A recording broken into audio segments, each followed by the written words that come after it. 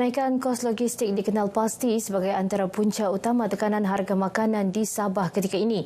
Faktor kenaikan harga bahan api serta kos pengangkutan dari luar bandar ke bandar kini menjadi cabaran besar kepada pengeluar makanan tempatan dalam mengekalkan harga berpatutan. Pengerusi Pertubuhan Peladang Negeri Sabah PPNS Datuk Nazri Abdullah berkata, meskipun pengeluaran makanan oleh ahli peladang sudah lama bertapak kukuh, faktor luaran sukar untuk dijangka. Penglibatan ahli-ahli peladang dalam pengeluaran makanan ini memang sudah lama dan sudah sudah establis dan mereka akan tetap mengeluarkan makanan. Cuma dari segi harga tu kita sukar mau menjangkakan sebab ini adalah isu global. Dia melibatkan banyak perkara lah, dari segi kenaikan minyak, dari segi macam-macam perkara yang menyebabkan kenaikan itu. Bagaimanapun beliau memberi jaminan bahawa bekalan makanan di Sabah masih mencukupi hasil komitmen berterusan para peladang. Majlis Perjumpaan Ketua-Ketua Jabatan Persekutuan dan Badan Berkanun Persekutuan di Kota Kinabalu berlangsung meriah. Ia menghimpunkan kepimpinan agensi bagi memperkukuh kerjasama strategik negeri dan persekutuan. Majlis turut dihadiri Yang di-Pertua Negeri Sabah Tun Musa Aman bersama Tok Puan Faridah Tusin serta Ketua Menteri Sabah dan Isteri. Dalam majlis ini, Tun Musa menyampaikan sumbangan kepada 20 anak yatim dan asnaf. Acara diteruskan dengan pemotongan kek sempena ulang tahun ke-75 Tun Musa. Diikuti penyampaian hadiah hari jadi oleh Setiausaha Persekutuan Sabah, Datuk Muhammad Razali Wahab serta persembahan hiburan yang memeriahkan suasana. Sambutan Majlis Kongsi Raya Institut Kajian Pembangunan Sabah IDS menjadi platform penting dalam memperkukuh perpaduan serta mengeratkan silaturahim dalam kalangan warga kerjanya. Penganjuran yang menggabungkan sambutan Hari Raya Aidilfitri dan Tahun Baru Cina itu mencerminkan keunikan masyarakat majmuk di Sabah. Pengerusi AIDS Datuk Seri Panglima Aziza Muhammad Dun berkata, nilai perpaduan dan kebersamaan perlu terus dipupuk dalam kehidupan seharian walaupun berdepan kesibukan tugas. Beliau menyatakan demikian ketika berucap pada Majlis Kongsi Raya AIDS 2026 di Wisma AIDS Kota Kinabalu. Datuk Aziza turut menekankan kepentingan bersyukur atas keamanan dan kestabilan negara meskipun berdepan ketidaktentuan ekonomi dan krisis iklim ketika ini. Orang ramai juga dinasihatkan agar berbelanja secara berhemah serta mengamalkan gaya hidup sederhana demi kestabilan kewangan. Pewujudan studio galeri sekolah di SMK Perempuan Likas dilihat sebagai inisiatif penting dalam menyuntik semangat kecemerlangan dalam kalangan pelajar. Galeri itu menghimpunkan pelbagai pencapaian sekolah dalam bentuk plak, sijil serta dokumentasi sekaligus menjadi sumber inspirasi kepada pelajar untuk terus berjaya. Pengarah Pendidikan Negeri Sabah, Datuk Raisin Saidin berkata, peranan guru dalam memastikan tempoh 11 tahun pendidikan di sekolah benar-benar memberi impak bermakna kepada pelajar. Anak ini mestilah kita berikan kemahiran dan anak ini juga mestilah kita bina segala keyakinan diri mereka dan juga akhirnya akan menjadikan mereka ini mempunyai daya tahan yang tinggi dan apabila mereka berada di mana-mana pun mereka tetap mempunyai jati diri yang tinggi. Beliau turut mencadangkan galeri ini dimanfaatkan secara optimum melalui aktiviti berjadual termasuk penulisan refleksi oleh pelajar berdasarkan bahan pameran yang terdapat di galeri ini. Usaha ini selaras dengan matlamat melahirkan generasi pelajar yang seimbang dari segi akademik dan sasiah. Pertandingan Lampu Raya Aidilfitri tertutup premis Kerajaan Negeri, Persekutuan dan Agensi Badan Berkanun mendapat sambutan menggalakkan daripada pelbagai pihak. Program julung kali diadakan itu melibatkan 9 lokasi antaranya Majlis Daerah Papar, Bangunan Urus Setia Daerah Papar, BBP Papar serta Sabah Electricity.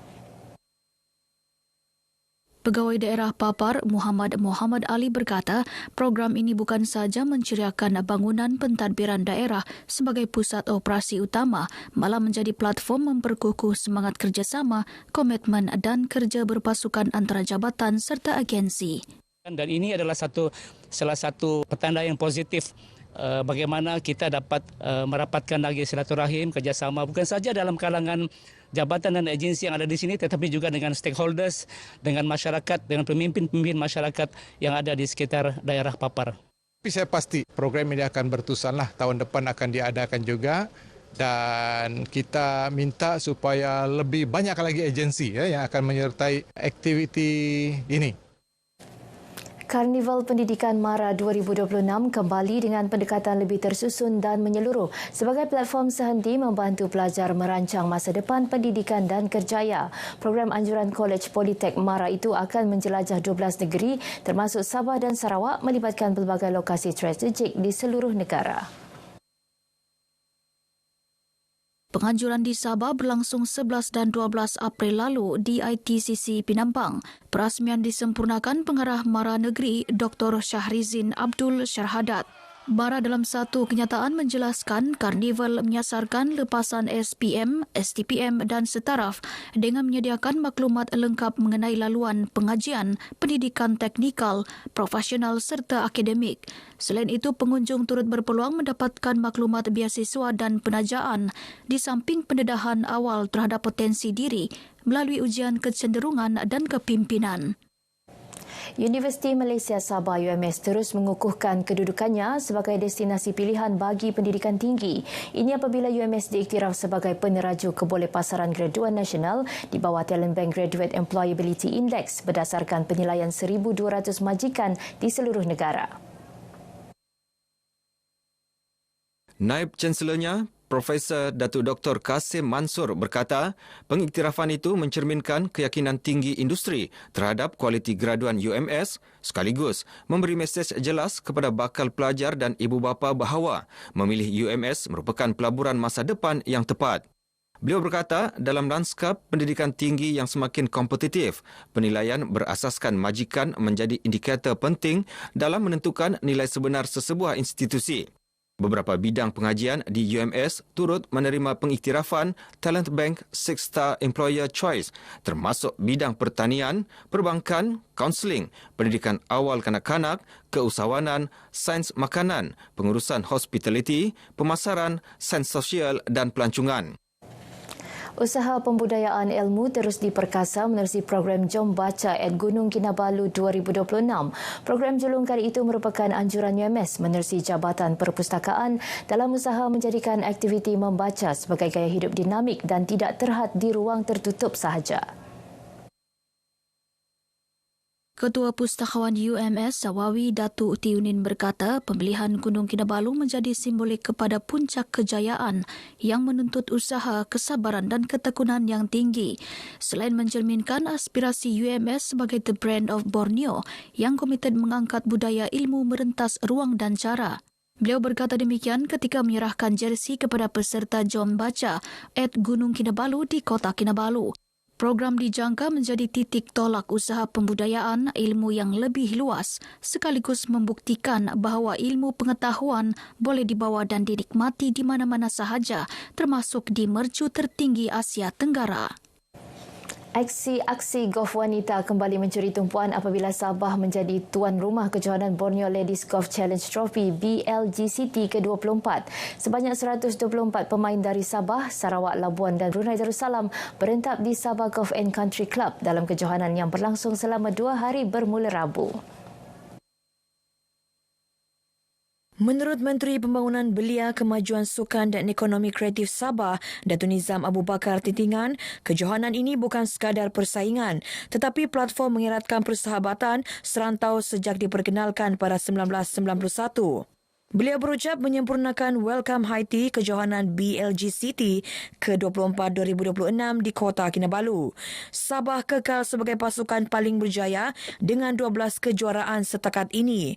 Selain itu, kejohanan ini turut menjadi pentas mencukil bakat muda menerusi kerjasama Persatuan Golf Wanita Malaysia serta inisiatif Golf for Girls.